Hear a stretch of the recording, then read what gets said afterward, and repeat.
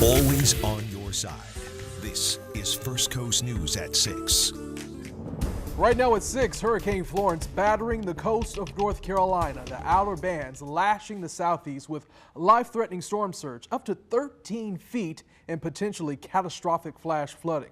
Florence has already knocked out power to almost 69,000 homes, and officials say this monster storm could cause billions of dollars in damage. Thank you for staying with us tonight at 6. I'm Anthony Austin. And I'm Heather Crawford. Florence right now is a Category 2 hurricane. Now, the eye of the storm expected to make landfall later tonight or tomorrow. And although Florence may have weakened since its peak at Category 4, it is still lethal.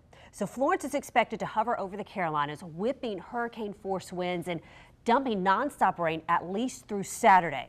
Right now, you're taking a live look at Surf City, North Carolina. You see the wind blowing right there. The gusts right now 50 miles an hour and threatening to go higher. And we have extensive team coverage for you tonight. We have crews in nearly 24 cities up and down the southeast coast, including here on the First Coast. We begin with our storm team expert Tim Deegan with the latest advisory. Tim. Thank you, Anthony. And we just got the 6 p.m. advisory in. So there you see the position supports the idea that this hurricane now is just drifting to the west and northwest at 5 miles per hour. Incidentally, for those of you that watch the cone carefully from the National Hurricane Center, those are only updated once every 6 hours. So we won't get a new cone in until 11 o'clock tonight. As Heather and Anthony mentioned, once the hurricane gets ashore, its slow motion is terrible news because, of course, that means the high winds will batter the infrastructure, especially the power grid, for a very long period of time. But most significantly, it's going to pile up the rain. Even conservatively, you can plan on 6 inches per day. So if it's around for 3, 4, and 5 days, you can do the math. But our big concern as forecasters until this gets ashore, because it's just about over the Gulf Stream, is that we don't want to see it intensify before it gets ashore. One of the reasons that the hurricane pulled or decreased from a Category 4 to a 2 is because it no longer had an eye wall. That is, we didn't have convection all the way around. Do you see this deep color here? Do you see how that's going almost all the way around? We really don't want to see that happening. Again, the winds are still held at 105. That means maybe some gusts to 120. Here's a closer look at what looks like the eye wall possibly closing off again. So we'll keep you updated as far as that is concerned. But what's it all mean for us? Well, here's the radar presentation, and the point that I wanted to make for us is that, so here we are on the First Coast. Jacksonville's about 250 miles away from the center. Even those of you in Brunswick, about just under 200 miles away from the center. But notice even the southern fringe of maybe some gust to near gale force, that's still over 100 miles off to your northeast. So that's what really, as forecasters, we're going to be following as the hurricane weakens and works to the west. How close will that get to those of you in Camden and Glenn County? Well, first of all, remember, in southeastern Georgia and for the rest of us, because we're going to have wind out of the west, off the land, no worries about a storm surge, no worries about freshwater flooding. That's all going to pretty much be from Charleston north. But now let's go back and talk about North Carolina from Lauren, who's in a way, Lauren, we can call you sort of a local girl. You know that area, so tell us what's happening.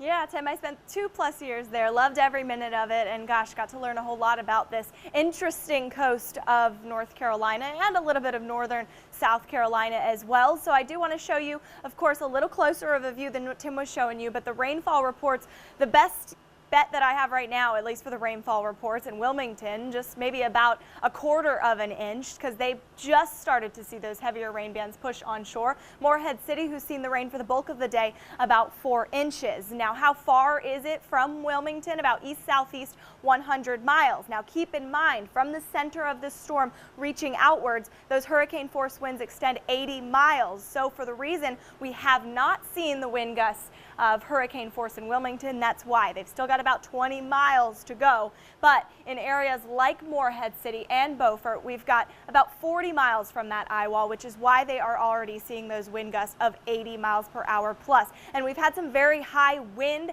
and wave reports on top of that across the eastern Carolinas. And actually, in fact, we have our Bethany Anderson at Jack's Beach, because packed with surfers. We have surf here because of Florence as well. Yeah, people have actually been loving the surf today, but the key word is experience here. These are not amateurs that are getting out into 10-foot waves. Look behind me here. You can see it's just crazy out there. And I was watching a few of them tear it up. Now, if you're coming out to the beach just now, lifeguards, they are officially off duty, and they said if you run into trouble, you need to call 911. But if you plan on coming out here this weekend with your family, maybe your children, the best advice that they recommend, stay near a lifeguard stand, because if something happens or the water conditions change or they need to alert you to something, you can hear their whistle with the lifeguards. They can get you to safety and keep your family safe this weekend. And of course, we are going to continue to remain out here to monitor all of these weather conditions, the waves, and bring you updates as they become available. But for now, we're going to go ahead and send it back to Heather. Bethany Anderson live tonight out at a beautiful Jacksonville beach. Bethany, thanks. And even when we're not on air, you can always get the latest on the tropics in our Hurricane Central section. You'll find that at firstcoastnews.com. We have live radar, storm tracks, and of course, your latest headlines. Our other top story tonight at 6, an all-out search by air and ground for several men wanted in connection to a robbery and deadly shooting in St. Johns County. It's now over. It is over. That manhunt lasted almost 12 hours. So the shooting happened around 2 o'clock this morning in a neighborhood off of Green Acres Road. That's in St. Augustine. Nick Perot is on your side with the latest on the investigation. Good evening. Yes, St. Johns County Sheriff's Office says this all started outside of a home here along Cowan Road in the early hours, just around 2 o'clock. They say 5 men from Duval County drove here in that white SUV to a home here along Cowan Road, got out of that SUV, approached the home shortly after shots were fired, killing 1 man. St. Johns County Sheriff's deputy says that they show up outside the home to find that 1 man dead. The people living inside the house were not there when St. Johns County deputies showed up. The 4 men jumped back into that white SUV and took off. 4 men dispersed. That would then lead into nearly an 11-hour search. 2 men were captured shortly within a few hours. Another 2 men were captured again around 1:30. St. Johns County Sheriff's Office say this is a long, strenuous effort. They nearly used every asset that the county has, but say that they're actually crediting the community today for help in the search. Essentially, at the end of the day, it was the public that felt comfortable in working with law enforcement that was allowed us to be able to nab the last 2. And back out here along Cowan Road, charges are still pending, and the St. Johns County Sheriff's Office is still waiting to notify the next of kin. Make sure to keep it right here for the very latest in St. Johns County. Nick Perot, First Coast News, on your side. The legal team representing the woman accused in the murder of missing Nassau County mother Jolene Cummings wants everyone involved in the case to stop speaking publicly about it. Today, attorneys for Kimberly Kessler, who goes by the name Jennifer Seibert, entered a motion seeking a gag order against deputies and prosecutors. Attorneys believe the evidence investigators released so far could influence potential jurors.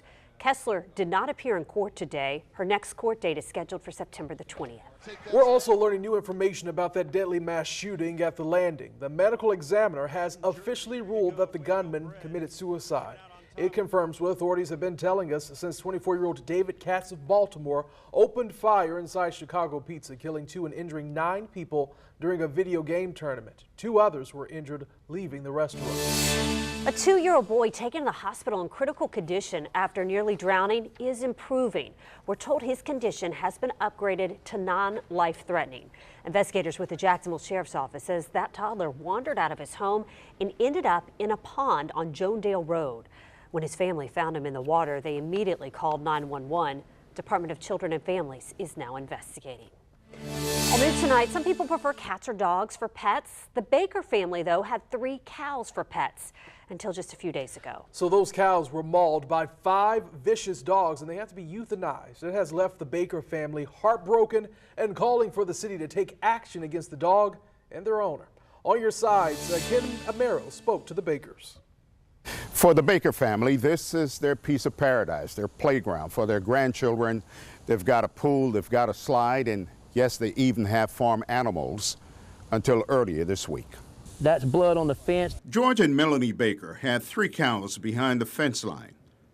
They were their pets. They're my family. On Tuesday, around 7 a.m., the cows were mauled by 5 dogs that had been roaming his Ocean Way neighborhood.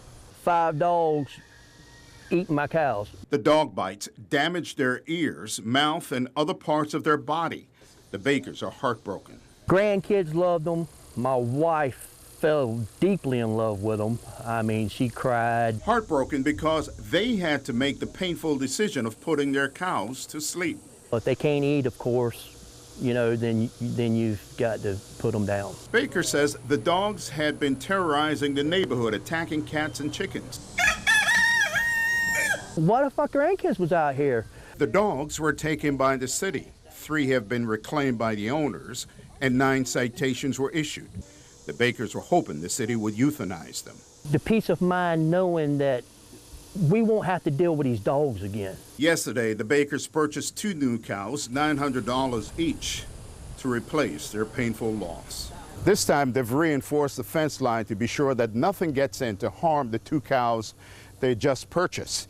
But Mr. Baker says if the city had put away those dogs who have a history of harming other animals, their 3 cows would still be alive.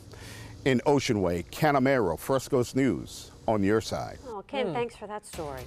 Well, he is more than 300 miles away, but his heart is with those now in the path of Hurricane Florence. Up next, we're going to speak with a patient who had to evacuate from South Carolina from a hospital there and is now in a local hospital on our First Coast. And we are continuing to track Florence's every move. Storm expert Tim Deegan will have an update next on First Coast News at 6.